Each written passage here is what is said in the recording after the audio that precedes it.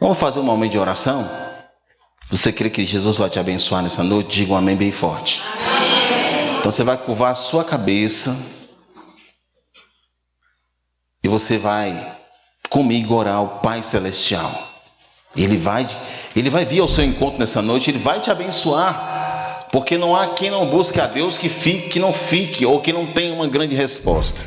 Então vamos orar para Deus dar a você uma grande resposta. Louvado seja o nome de Jesus. Pai, aqui estamos na Tua presença. Sei, meu Deus, que pessoas entraram aqui que precisam muito de uma resposta, que precisam de um encontro contigo, de uma bênção. Eu sei que tem pessoas também que estão nos acompanhando, que vai nos acompanhar por essas redes sociais, que também tem essa necessidade. Deus, eu quero te apresentar nossas vidas. Eu quero colocar em tuas mãos a nossa vida, porque ela é tua, ela pertence ao Senhor. Porque só há um Deus tão maravilhoso, tão grande, que é o Senhor, a quem servimos, o Deus que fez os céus e que fez a terra. Meu Deus, dá uma bênção a este irmão, a essa irmã que aqui está. Dá uma bênção, meu Deus, a essa pessoa que está orando comigo. Uma bênção sem medida na vida dos filhos, do marido, da esposa, do familiar, até mesmo da cidade que essa pessoa pertence. Nessa noite nós viemos aqui porque nós queremos te escutar. Nós queremos te ouvir. Nós queremos te sentir, nós queremos te perceber em nossa vida, sentir o teu toque em nós. Deus, não nos deixe sozinhos neste lugar, mas continue operando aqui as tuas maravilhas. Nós participamos de um momento de louvor, Senhor, em que nós podemos nos alegrar pela tua presença. Que essa presença não se afaste daqui, que ela não fique longe de nós, mas que ela permaneça e que a tua glória desça aqui de forma muito poderosa sobre nós, sobre este lugar. Em nome de Jesus, eu peço que o Senhor cure os doentes, liberte os oprimidos, salve o pecador. Em nome de Jesus eu te peço, Senhor, que o Senhor nos dê quebrantamento no espírito, para que possamos estar sensíveis à tua doce voz. A tua palavra diz que a tua voz é como um som de muitas águas. A tua voz é poderosíssima. A tua voz é gloriosa. A tua voz é bendita. Ó Espírito Santo da verdade, o Consolador, aquele que é o enviado dos céus para ensinar a igreja como adorar a Jesus, como servir a Jesus, como se livrar da condenação, o pecador. Espírito Santo, fique à vontade em nosso meio. Espírito Santo, não nos deixe, Senhor, ser enganados. Livra a nossa mente de todo engano nesta hora. Toma agora cada mente cativa ao Senhor e faz em nós aquilo que nós precisamos que o Senhor faça. Senhor, em nome de Jesus, nesse mês que nós oramos pela família, nesse mês que nós dedicamos à família, o mês de maio é um mês dedicado pela nossa convenção à família. Eu invoco a tua bênção sobre as famílias da tua igreja, sobre as famílias de Ouro Verde, sobre as famílias do Brasil e do mundo, porque é uma instituição sagrada. E essa instituição tem sido atacada. Mas nesta noite eu te invoco, Senhor, para que envie, se necessário, centenas de anjos, milhares de anjos, mas batalhe, meu Deus, em favor das famílias que têm sido muitas vezes destruídas arrancadas do teu projeto. Senhor, abençoe nossas famílias, nossos lares. Abençoe as famílias brasileiras. Senhor, em nome de Jesus que oramos, Pai. Amém e amém. Diga amém, meu irmão. Que Deus tenha uma bênção muito grande para você. Eu quero convidar vocês para abrir as suas Bíblias. Por favor, abra sua Bíblia. No livro de Lucas. Hoje a passagem que nós vamos ler, Lucas, capítulo 24. Lucas, capítulo 24, o versículo é o 49.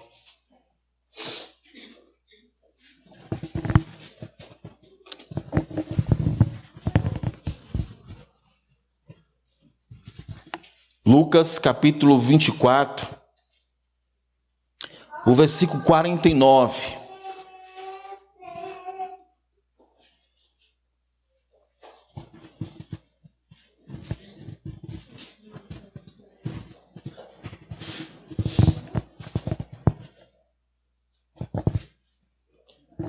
Vou repetir a leitura, Lucas, capítulo 24, versículo 49. Quem puder ficar de pé em reverência à palavra de Deus, por favor, vamos ler de pé. Diz assim a palavra: Eis que envio sobre vós, sobre vocês, a promessa de meu Pai. Permaneçam, pois, na cidade, até que vocês sejam revestidos do poder que vem do alto. Digam comigo, do poder que vem do alto. Amém. Pode sentar.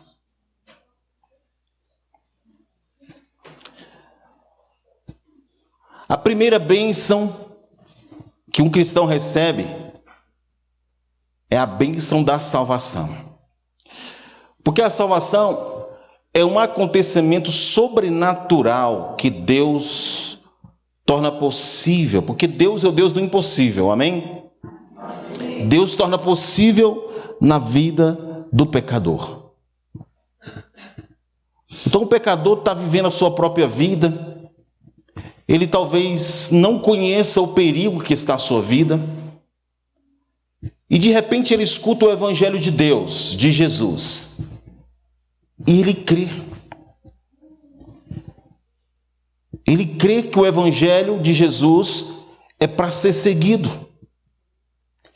Ele crê que tem um plano de Deus que vai dar para a sua vida uma oportunidade que ele achava que não tinha. Ele entende que o que Jesus fez ao morrer na cruz tinha um propósito. E qual foi o propósito pelo qual Jesus morreu na cruz? Morreu para salvar o pecador da condenação eterna. Porque o sofrimento de Jesus foi um sofrimento sem par. Porque Jesus tinha uma condição que ele poderia não ter permitido a morte física. Porque ele é Deus. Ele bem podia orar ao Pai, mesmo na sua condição humana, porque era 100% homem, e dizer: Pai, destrua o exército romano, destrua o sumo sacerdote de Israel, que ele foi o pivô para eu estar aqui no Calvário. Destrua o Sinédrio, que é o poder religioso desse Estado de Israel. Destrua esses soldados que estão me humilhando. Jesus podia ter tomado várias atitudes ali. Mas a Bíblia diz que Jesus, um certo dia, ele testemunha dizendo assim: a minha vida eu dou. Eu dou a minha vida. Jesus deu a vida para resgatar você.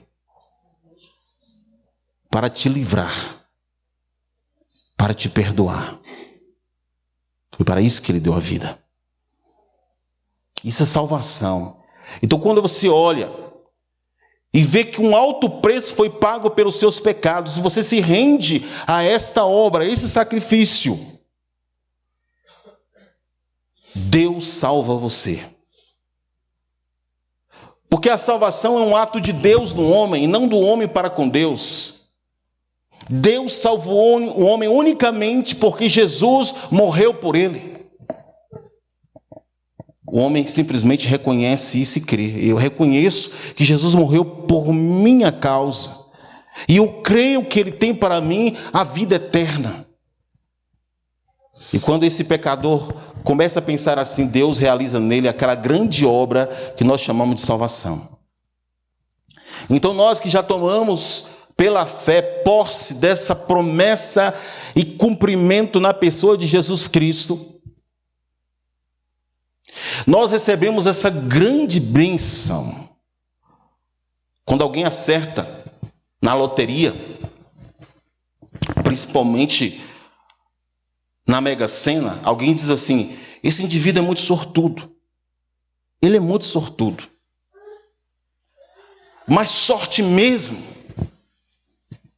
é confiar de que Jesus já lhe deu a salvação por meio do seu sangue derramado na cruz. Porque as maiores glórias dessa terra ficam aqui mesmo. Os tesouros dessa terra até o ladrão leva. Mas o que Deus tem para nós na eternidade, ninguém tira de nós. Isso é salvação. Salvação é ter o perdão de Deus. Salvação é ter o nome escrito no livro da vida. Salvação é não ter mais o peso da culpa na consciência. Isso é salvação. Salvação é você deixar o estado de pecador sem arrependimento para ser um pecador arrependido. Salvação é abrir o coração e dizer assim: Deus, até hoje eu fiz a minha vontade, mas agora eu quero fazer a tua vontade. E Deus opera uma transformação singular, tremenda, no coração desse pobre pecador, que agora é rico porque crê. Quando Deus olha para os homens pecadores, Ele quer encontrar aquela cena que Jesus viu e deu exemplo que aconteceu em uma das praças, possivelmente de Jerusalém. Jesus disse assim que certo homem desceu à praça para orar. Mas ele não conseguia nem levantar a cabeça para o céu. Ele dizia: eu sou um pobre pecador. Tem misericórdia de mim. Jesus disse que aquele homem foi justificado. Porque a justificação não é quando o homem faz coisas boas para que Deus dê a ele um retorno dessas coisas boas. Mas quando o homem se arrepende de coração, Deus o justifica. Deus o honra. Deus o conhece. Deus o visita. E Deus o chama, como chamou a Pedro, a Matias, a Filipe, a Bartolomeu, a Tiago, João, a Joana, a Marta, a Maria Madalena, a tantos que o Senhor chamou. Ele deu a salvação. A salvação é um tesouro. Jesus diz que o homem que conhece a salvação dele, ele é capaz de vender tudo por essa salvação. É verdade. Uma coisa é quando você está do lado de lá, você acha que não tem tanto valor assim, mas quando você passa para o lado de cá, e você percebe o que Deus fez em você, qual foi a salvação que Ele tornou possível na sua vida, você deixa até mesmo o pai, mãe, tesouros, riquezas, porque você tem agora o autor da vida, sendo o Senhor da sua vida. Porque você tem agora aquele que tem a chave da vida, em favor da sua vida. Você tem aquele que tem as chaves das mansões que nenhum homem jamais imaginou que pode existir. Quando a gente visita uma mansão, a gente fica encantado com os detalhes que tem nas portas, as maçanetas, o lavável, o piso, o teto, o paisagismo que tem ao redor da casa. Tudo é muito encantador. Parece que alguém pensou numa coisa que ninguém pensou. É uma coisa extraordinária. Mas foi um homem que fez. E Deus disse que o homem está abaixo dele. Salmo 8 diz que o homem só está abaixo de Deus. Você já imaginou quem deu a inteligência do homem fazendo uma casa para você? Jesus disse aos discípulos: não fique triste. Credes em Deus, crede também em mim. Na casa do meu Pai há muitas moradas. Então a salvação é a primeira bênção que nós recebemos. Há uma outra bênção que você precisa conhecer nessa noite, ou entender que Deus quer lhe dar essa bênção. Essa bênção é o batismo no Espírito Santo. Porque, como ordenança, nós temos o batismo nas águas, que é para o pecador que se arrependeu e creu e é salvo. Mas depois disso, há uma outra bênção, que a Bíblia chama de batismo no Espírito Santo. As expressões da Bíblia dessa experiência, você lê da seguinte forma: cheio do Espírito Santo, promessa do Pai, revestimento de poder, plenitude do Espírito, e a mais usada, batismo no Espírito Santo. É tudo a mesma coisa, que é ser cheio. Numa linguagem, para nós termos uma compreensão, o homem limpo pela palavra, arrependido dos seus pecados, ele se torna como um copo limpo, que pode ter um recipiente, ou que pode ser um receptor, de um conteúdo extraordinário, que a Bíblia chama do Espírito Santo. O Espírito Santo habita nesse recipiente. E quando esse recipiente quer ser cheio dele, ele encherá esse recipiente até que ele tenha o comando do recipiente. Até que todo o controle do recipiente seja completamente desse Senhor que se chama Espírito Santo. E quando eu digo que é uma segunda bênção, é porque essa segunda bênção é totalmente distinta daquela que nos transforma, que nos torna filho de Deus, que escreve o nosso nome no livro da vida. Ela é distinta, porque trata de uma experiência onde o crente é capacitado para servir e para testemunhar do Senhor Jesus. Então é para isso que Jesus batiza os crentes no Espírito Santo, para que eles tenham capacidade de servir e de testemunhar. É diferente. Quando um crente recebe o batismo no Espírito Santo, é diferente as suas atitudes em relação à Bíblia. A Bíblia é mais vibrante para ele. Em relação ao próximo, ele amará mais o próximo. Enfim, uma série de coisas começa a acontecer que vai acrescentar na vida desse crente salvo uma experiência em comum. Na Bíblia nós temos a promessa desse acontecimento. Como lemos no livro de Joel, no capítulo 2, foi lido pela manhã, meu sermão já estava preparado, e eu fiquei imaginando que Deus estava confirmando no meu coração que deveria ser esse o sermão. Nós lemos em Joel, no capítulo 2, a partir do versículo 28, do seguinte modo: e acontecerá depois disso, que derramarei o meu espírito sobre toda a humanidade. Os filhos e as filhas de vocês profetizarão. Os seus velhos sonharão. E os seus jovens terão visões. Até sobre os servos e sobre as servas derramarei o meu espírito naqueles dias.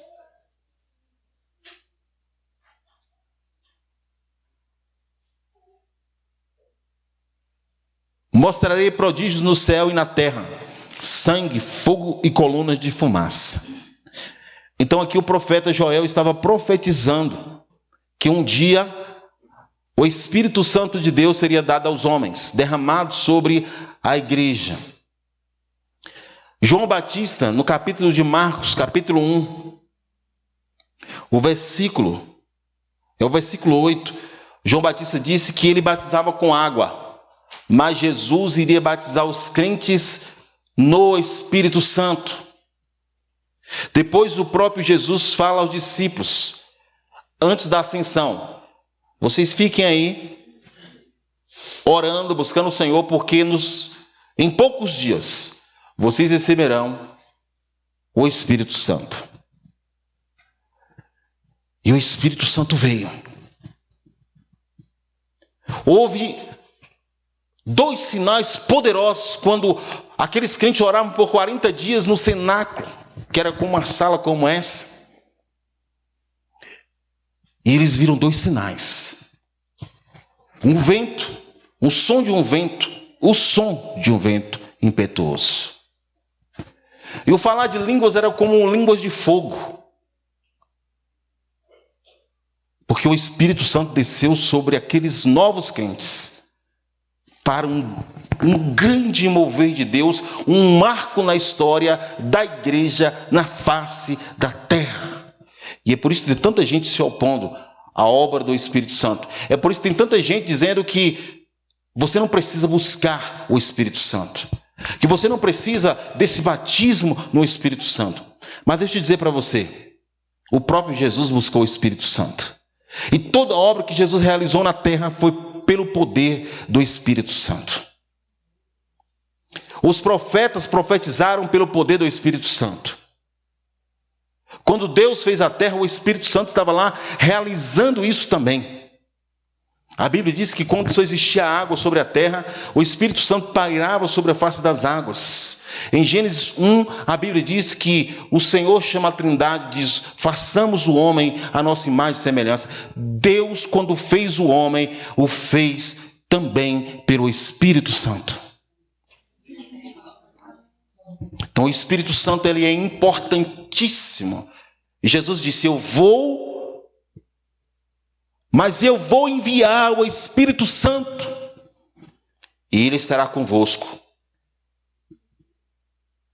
até que eu volte para buscar a minha igreja. O Espírito Santo está conosco, amém? Amém. Você vai começar a orar diferente. Você vai dizer assim: Espírito Santo de Deus, me ensina. Espírito Santo, me mostra o que eu não posso saber. Espírito Santo, me transforma naquelas coisas que eu tenho que mudar. Espírito Santo, me ajuda a glorificar a Jesus. E você vai ver que coisas novas vão acontecer. Porque quando o Espírito Santo está trabalhando na igreja, coisas novas acontecem. Amém? Amém. Louvado seja o nome de Jesus. Então a promessa se cumpriu. Nós lemos em Atos 2, Atos dos Apóstolos, capítulo 2. Gostaria que você acompanhasse essa leitura.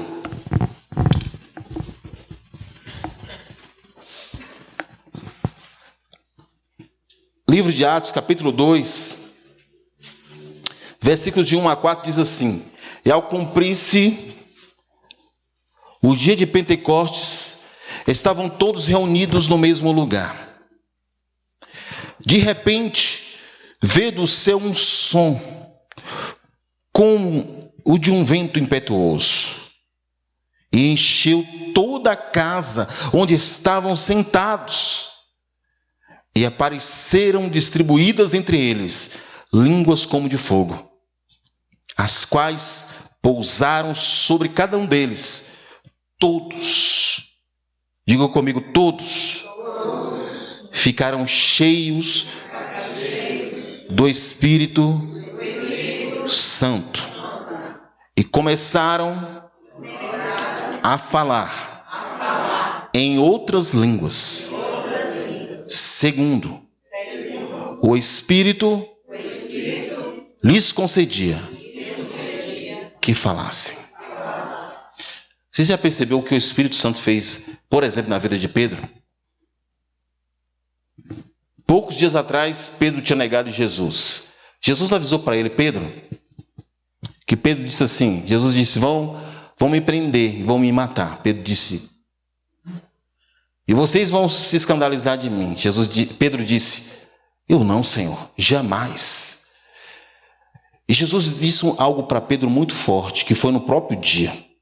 No mesmo dia que Pedro haveria de negar Jesus, e no dia que ele tinha afirmado que não negaria Jesus, Jesus disse, Pedro, hoje ainda, antes que o galo cante 2 vezes, tu me negarás 3 vezes. Quando o galo cantou, a segunda vez naquela noite, Pedro tinha negado Jesus 3 vezes. E a Bíblia diz que Pedro chorou amargamente. Mas quando o Espírito Santo desceu sobre Pedro, na sequência, Pedro pregou para uma multidão de pessoas. E mais de 3.000 pessoas se renderam à pregação de Pedro. A história da igreja diz que quando Pedro estava preso em Roma para ser vituperado, quando ele sofria o martírio, disseram, vamos crucificar Pedro. Até aí Pedro não queixou. Mas quando disseram, vamos crucificá-lo como o seu Senhor, Pedro disse, não, eu não posso ser crucificado como ele. Me crucifica de cabeça para baixo, porque eu não sou digno de morrer como meu mestre. Isso é tremendo, irmãos. Porque quando o homem está vazio, quando ele é apenas um recipiente, ele não tem vida. Mas quando o Espírito Santo passa a habitar nele, ele é a igreja, ele tem vida, ele tem poder. Nós, no nome de Jesus, podemos expulsar demônios. Qualquer crente cheio do Espírito Santo expulsa demônio. Qualquer crente cheio do Espírito Santo manda a doença embora. Pisamos na cabeça de serpentes e de escorpiões. Porque o poder que opera em nós não é o poder humano, mas é o poder do Espírito Santo de Deus. O Espírito Santo está buscando em nós o espaço, o lugar que é dele, para que ele possa nos usar poderosamente. O Espírito Santo. O Espírito Santo. Então entendemos que o Espírito Santo é uma necessidade, é uma ordem a ser obedecida. Todo cristão deve buscar o Espírito Santo, porque no mesmo livro de Atos, capítulo 2, 39, é esclarecido que é para todos os crentes, não apenas para aqueles que estavam no cenáculo naquele dia, e não foi o único acontecimento. Houve uma sequência de fatos onde o Espírito Santo continuou sendo derramado e batizando os crentes daquele tempo. Lemos assim, em Atos 2:39.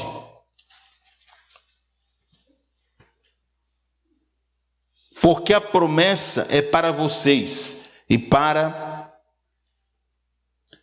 os seus filhos e para todos os que ainda estão longe, isto é, para todos aqueles que o Senhor Deus chamar. Se você é chamado por Deus, Deus quer derramar o Espírito Santo sobre a tua vida. Deus quer encher você do seu poder. Então a experiência se cumpriu em Atos 2, como nós lemos aqui. Depois, essa mesma experiência se repetiu entre os irmãos em Samaria, entre os samaritanos, em Atos 8. Você lê isso. Depois essa experiência se repetiu em Paulo. Ananias foi orar por Paulo, Deus mandou, e Ananias disse: o Senhor disse que orar por você, para que você seja cheio do Espírito Santo. E Ananias colocou a mão sobre Paulo, e Paulo foi cheio do Espírito Santo. A experiência se repetiu em Cornélio, capítulo 10 de Atos. Pedro foi pregar na casa de Cornélio, e o Espírito Santo foi derramado sobre todos os crentes ali, e eles foram cheios do Espírito Santo. O Espírito Santo também, ele é derramado em Atos 19:6, quando o Evangelho chegou aos irmãos de Éfeso, eles não tinham ouvido falar que eles poderiam ser cheios do Espírito Santo. E foi dito a eles: não, é para vocês também. E ao orar e invocar o Espírito Santo foi derramado sobre os irmãos de Éfeso, e eles foram cheios do Espírito Santo de Deus. Então essa história de carochinha de que Atos dos Apóstolos se repete é mentirosa, porque se repetiu na própria história de Atos. O Espírito Santo é derramado no cenáculo, o Espírito Santo é derramado em Samaria, o Espírito Santo é derramado em Éfeso, que nem estava dentro do território de Israel. O Espírito Santo é derramado em várias ocasiões para encher os crentes, derramar o poder de Deus sobre os crentes, para que eles fossem testemunhas do poder de Deus. Irmãos, um crente vazio, ele nega a Deus. Mas um crente cheio do Espírito Santo não nega a Deus. Não nega. Ele marcha. Ele é forte. Ele tem graça. Ele sente na sua alma o poder de Deus. Ele é sólido. Como precisamos de pessoas sólidas em um mundo líquido. Foi comentado na escola bíblica dominical. Nós estamos vivendo um tempo em que todos os fundamentos têm sido bombardeados. Na conclusão que chegamos é de que os homens não têm mais identidade sobre coisa alguma. Os valores estão sendo perdidos. Mas o crente cheio do Espírito da Palavra jamais deixará aquilo que nos identifica como sendo a igreja que foi comprada pelo poder do sangue precioso de Jesus. Aleluia! Aleluia. Você pode dizer um amém por isso? Amém. Seja cheio do Espírito Santo. Na igreja primitiva, até a escolha de um diácono era verificado sobre essa perspectiva. Quando os discípulos chamaram a igreja para escolher os diáconos, um dos elementos que eles disseram à igreja: verifique, tem que ser cheio do Espírito Santo. Nós não queremos diáconos aqui vazios. Queremos homens cheios do Espírito Santo de Deus. Porque a obra de Deus não é feita pela capacidade humana. A obra de Deus é feita no espírito do homem. Um lugar que só o Senhor pode alcançar. Não é a nossa capacidade que faz a obra de Deus. É a capacidade do próprio Deus, que é capaz de alcançar o mais profundo de um coração. Eu não sei como você chegou aqui, quais foram as suas expectativas e medos, mas o Espírito Santo da verdade, que não se engana, ele quer fazer cumprir em sua vida todas as promessas que estão profetizadas na Bíblia para você. Então você vai dizer aquela frase corriqueira e verdadeira: eu sou o que a Bíblia diz que eu sou. Aleluia. Eu tenho o que a Bíblia diz que eu... Então vamos repetir? Eu sou... Eu tenho... Aleluia por isso. Então nós sabemos porque cremos, nós sabemos porque nós estamos aqui, nós sabemos porque nós andamos da nossa casa e nos deslocamos dela para estarmos aqui. Porque nós servimos a um Jesus que vive, que pagou o preço pelos meus pecados. E que o seu Espírito está nos preparando para um grande dia. Porque a volta de Jesus vai ser uma revolução nesse planeta. Vão procurar o pastor, se acontecer no nosso tempo, não vai achar. Aí vão atrás do irmão Jorge, que morava onde o pastor mora. Também não vai achar. Aí vai lá na outra rua, vou lá na rua lá de cima, vou procurar o irmão fulano de tal, procurar o irmão Zaqueu lá em cima, não vai encontrar. Vou procurar o irmão Judácio, aquele homem que que arrumava os carros velhos e tornava eles novos. E não vai achar. A procurar a irmã Mariquinha lá na outra saída. Irmã Mariquinha. Não está aqui não.